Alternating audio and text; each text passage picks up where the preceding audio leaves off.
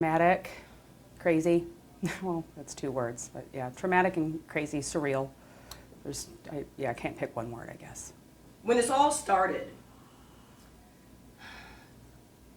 did you ever imagine you'd end up here? Never in a million years did I imagine I'd end up here. No, I never imagined that, just even speaking with you that one evening, I never imagined it would go as far as it has, as far as, the story going nationwide. I never expected it to, carry as far as it has. When the headlines became more than local headlines, tell me a little bit about that from your perspective. Again, it's surreal, the amount of support that I have received and the amount of people that have reached out to me has been just overwhelming. It's really, really been a big help to me, to feel not alone in all of this. It's been kind of a blanket of comfort, if you will.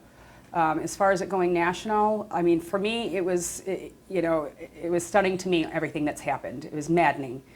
But for it to have gone as far as it has, I would have never expected that people would have gravitated to this as much as they have. Why do you think they have? I think that vaccinations are a hot topic. I think it's a hot button topic. You're either for or you're against them. But more so this being about my rights as a mother, a caring mother, the primary caretaker of my son, those rights being taken away and not having the opportunity to make the choice, the medical choices that I have been making. I think that as well has helped play a role in why this has taken off and gone national. Take me back to the day in court when you thought maybe you'd be going home, but that's not how it ended up. I was the day going into court, I was hopeful. I had made a statement. I had gone over the statement in my head. The 7 days leading up to the day that I was either going to go to jail or I was hoping to go home. It was an internal struggle with myself. I went back and forth on whether I was going to go against my beliefs and bend on my beliefs and go forward with this, but I couldn't do it, obviously.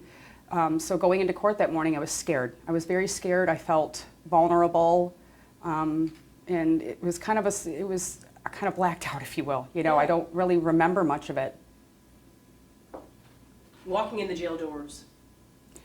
Walking in the jail doors. Within the matter of 5 minutes from the time that they handcuffed me and pulled me out of the jail, pulled me out of the courtroom, they had me down the hall, stripped naked, and in a jail uniform and mug shots. It was nowhere I ever expected to be, that's for sure. And I just kept asking, how did I end up here? How am I here? A loving mother of two, and I really haven't gone against the law. I haven't done anything wrong.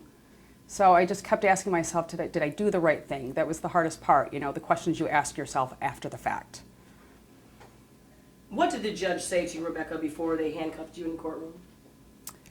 I don't remember what she said to me the moments before I was handcuffed. I just remember trying to, finish, because I had made a statement to her, and I remember trying to finish that statement, but she wouldn't allow me to finish what I had to say. The biggest thing I wanted to get across to the judge, because obviously the reality of him going to live with his father while I was incarcerated, the hardest part was knowing that James would have to drive 70 miles one way to school every day, and I didn't want that burden on my child, but I didn't have an opportunity to say that to her. I felt like there was more I wanted to say, but I didn't have the opportunity. And the cuffs are on. The cuffs were on and they were tight. They squeezed them on pretty tight. I felt like a criminal. First night there. That was a rough night. I didn't sleep much. Oakland County, for the first, you go into what is called new arrest. And for the first few days, they put you in lockdown for 22 hours. I was only allowed off my cell for 1 hour of that day. The first day, the food in there, their kitchens are not working. So they literally fed us bologna sandwiches and peanut butter and jelly. The extent of what I ate mostly was just apples while I was in there. You were given a cup. You have the sink that you can drink out of, and that's it. You don't have a pen or a paper. You're just in a brick room with your thoughts. What did you think about? Everything. Everything went through my head. What could I have said more that might have changed the judge's name? Did I do it? I thought about my son. I thought about what my son was thinking. It was a pretty lonely spot to be in. Were you alone in the cell? Actually, I had a cellmate, which you know, I was thankful for, because you know, laughter is a way that I get through pain sometimes. So it was nice to at least have somebody in there and, you know, be able to share stories with and talk with. Did you tell her why you were there, or did she already know? No, she did not know. She had been in lockdown herself for 2 days. She had no idea why I was there, but when I explained to her, you know, just as everybody else's reaction, they stopped and said, "What?" Nobody understood how it's not, you know, how can the government, you know, how could a judge throw you in jail for not vaccinating your son when it's not the law? That was everybody's reaction. Those 5 days you were there, did other people come to know who you were, the vaccine mom, and did? Yeah, you know, I had a lot of support from the deputies and the sheriff and the inmates in the jail, the other women that were in there. Once you're moved out of new arrest, you go into what is called a pod. And within that pod, there were 70 other women that I shared a room with. I was in a cell with another person, so there's two each cell. But they had been watching the news and they had saw the news that from the night before. And I guess they had gotten put down on lockdown because they got upset when they saw that I was being handcuffed, and they had to get put on lockdown because they were yelling at the TV. So it was a little, about you? Yes, about me, you know, and so I had a lot of support, even people who are for vaccinations. It was the fact that me as a mother being jailed, you know, so it was comforting as well, you know. I was not a celebrity per se, but, you know, some people say I was famous. I didn't see it as that, you know. I was just there standing up for what I believed in. Did you think standing up for what you believe in would lead you to some sort of celebrity? Because if you look at it, you are. People are looking at your story, your truth, and they're gravitating to it for whatever reason or another. No, I don't see it as being a celebrity, or, you know, some people have called me a hero. I don't see that. I just, you know, stood up for what I believe in, which I believe everybody should, right? You know, don't falter on your beliefs. You know, I haven't done anything that I don't think any other mother would do. Would you do it again? Absolutely. I would absolutely stand up for it again, and yeah, I would go to jail 100 times over for my children to try to protect them, yes. Was it what you thought it would be, or did you not even have any preconceived notions about being locked up? It was a lot more, it was a lot rougher than I had ever anticipated it to be. How? Just the loneliness of it. You know, laying there, they don't give you a pillow. They're metal bunks with very thin pads. You know, you sleep with the lights on. They wake you up at 5 a.m. There's always somebody calling a name or buzzers going off. You know, it was really hard to get any sleep in there. But to be with your thoughts for so long and not be able to, you know, do anything at all. I mean, it was actually, it was kind of, I don't know what the word is. Sorry, I don't know what the word is. Isolating? Or?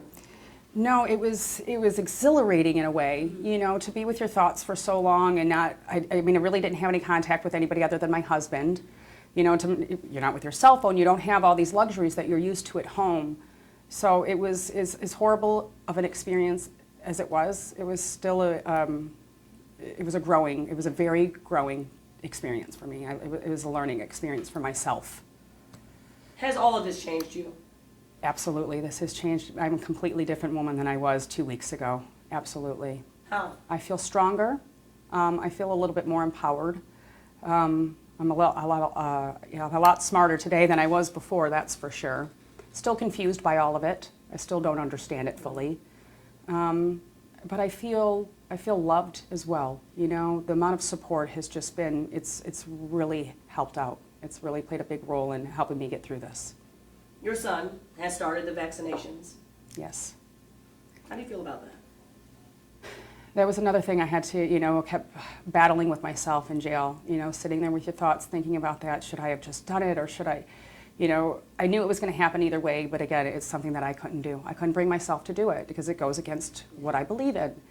You know, now that he's had the vaccinations, he still has a few more that he has to get. I believe the father has an appointment set up. I don't know what the exact date of that is. I believe it's towards December. But if I could stop those, you know, I will. You know, anything that I can stop from having injected to his body, then I would, you know. It's just, you know, today picking him up for the first time, I was scared. You know, I'm nervous about it. You know, he wasn't feeling well when I picked him up today. He was sweaty, has a little bit of a headache, which is, you know, some of the normal side effects of having vaccinations. I was surprised at how many he got at one time. You know, How many? He had a total of 4, but within those 4 there was a total of 8. And then he had the newest one, which is an MMRV, which has 2 live viruses in it, which is the, you know, the measles, mumps, rubella, and then the varicella, which is chickenpox. And normally, you know, if I had a say-so in it, I would have, you know, definitely separated the 2 live ones, but I didn't have that choice, you know. It's just something that I have to learn to accept. It's something that I have to just accept because it's already done and it can't be taken back. To the judge, well, before we go there, what's next for you in court and in life? What's next for me is trying to get primary custody of my son back. I'm going to try to appeal the judge's decision yesterday. That was not something I was expecting going in there yesterday. I thought it was a review to see how the vaccinations were going, where he was at in the vaccines. Walking out of there yesterday, I'm still stunned. You know, and what happened yesterday to bring us up to date? So yesterday, going into court, stood in front of the judge, and basically I didn't find out till I was sitting in court that he had been vaccinated. I had called the pediatrician's office as soon as I left the jail. That was the first phone call I made to see if there was an appointment made, if there had been any vaccinations, and it hadn't, so there was still hope. I was hoping that maybe it still hadn't happened. Maybe there was still a chance. Maybe we could work together on it. Maybe we could separate him out. But that wasn't the case. So I was still trying to ingest the fact and, you know, seeing on the piece of paper all the things, all the vaccinations that he had, they were circled on a piece of paper. I was still trying to process that. And it just all happened again so quickly. It all happened so quickly. It's like tunnel, you know, you're like in a dark tunnel. And then when she said 50-50 and she had her mind made up, it takes your breath away. Just took my breath away. So now, right now, you have joint custody and you're fighting for primary. Yes, I'm fighting to get back the primary custody that I've had for the past 9.5 years. So your fight's not over? No, my fight is not over. Moving forward, how do you think you will be different after this experience? I'm not sure how I'm going to be any different than coming out of jail and just this whole experience itself. It still hasn't really resonated. You know, I think once all of this dies down and I have a chance to just be home and be a mom again and spend quality time and, you know, more than 4 days with my son, you know, I'm not sure where this will go or what's going to come of it. I just hope that, you know, the right things happen. To the judge, if you could say something, what would you say? I don't really have a comment on that because I don't want to say the wrong thing. I feel, you know, I don't want to say the wrong thing. So I don't understand. If I could say one thing to the judge, I don't understand. You know, because it was ruled on a day that I was not there. So I don't understand it, why. To all the supporters out there, those who support you no matter where they stand on the issue of vaccinations, what would you like to say to all of them? Thank you. I mean, truly, from the bottom of my heart, it's been the one thing that's, the amount of support I've received has truly been overwhelming. Again, it's from the ones who vaccinate to the ones who don't vaccinate. It's been the one thing that's really, truly helped me sleep at night and feel like I'm not alone. Can you believe you spent 5 days in jail? I cannot. No. You know, thinking about the fact, I'm a good mother. I'm not perfect, but I'm a good mother, and I try to do right by my children. I try to make the best decisions for them. And then to sit there and know that I was in jail, you know, for those days and went through what I went through, it doesn't make sense to me. Scary place? Jail? Yeah, it can be a scary place. Luckily for me, I got along with most of the women, you know. I have a lot of respect for the women that are in there. There's women that have been in there for 6 months. I don't know how they do it. 5 days felt like a year to me. So it takes a lot of strength to spend some time in Oakland County Jail, that's for sure. You know, so, but the women in there were very supportive and I couldn't have made it through it without them. Going into this, you were one person. Coming out of it, who do you think you are now? I'm still just a mother, just trying to fight for my kids and do the right thing. Tell me about this this movie, documentary. Tell me a little bit about that. Is that something that you're involved in? Yeah. I'm not involved in the movie Vaxxed whatsoever. I've seen the movie Vaxxed. I am a supporter of the movie Vaxxed. You know, for me, the community and the Vaxxed community, if you will, they've been a great support as well. You know, they've reached out and been here to help out and offer whatever help they can be, you know. What did you wear in jail? I wore a maroon jumpsuit. It was a two-piece. Wear a pair of rubber shoes, the rubber slip-ons, and that was it. They don't give you a bra or socks or anything like that. It was really cold. It was really cold in there. Nobody would believe you've been in there, I'll tell you that. You look great. Thank you. Anything else you think you need to add? I mean, I have kind of a statement that I've put together. Of If you want me to say the statement, then you guys Absolutely. can break it apart if you want, however you Perfect. want. Yes, you know, it's just absolutely. kind of what I'm standing for. Yes. In 2011, the United States Supreme Court ruled, it was the same year that my daughter was born, they ruled that vaccines are unavoidably unsafe. You know, it's a fact that this year alone, there will be children that will die from vaccines. It's a fact that there will be children that are injured from vaccines, that will be disabled permanently from vaccinations. You know, I've done my research on vaccines, and truly, I side with the Supreme Court. I believe that they are unavoidably unsafe. For many years, you know, I followed the letter of the law. You know, that was another thing that I had hoped that the courts would be there to protect me as a mother. You know, I've done the right things. I'm compliant in the state of Michigan. I've signed the waivers. So that was another reason why I'm so dumbfounded on why I went to jail when I really, truly haven't done anything wrong. I just don't understand how a mother of two, a law-abiding citizen who's in compliant with all of Michigan laws, how I could be put in jail. It doesn't make sense. It feels like something's wrong in this court system almost, you know?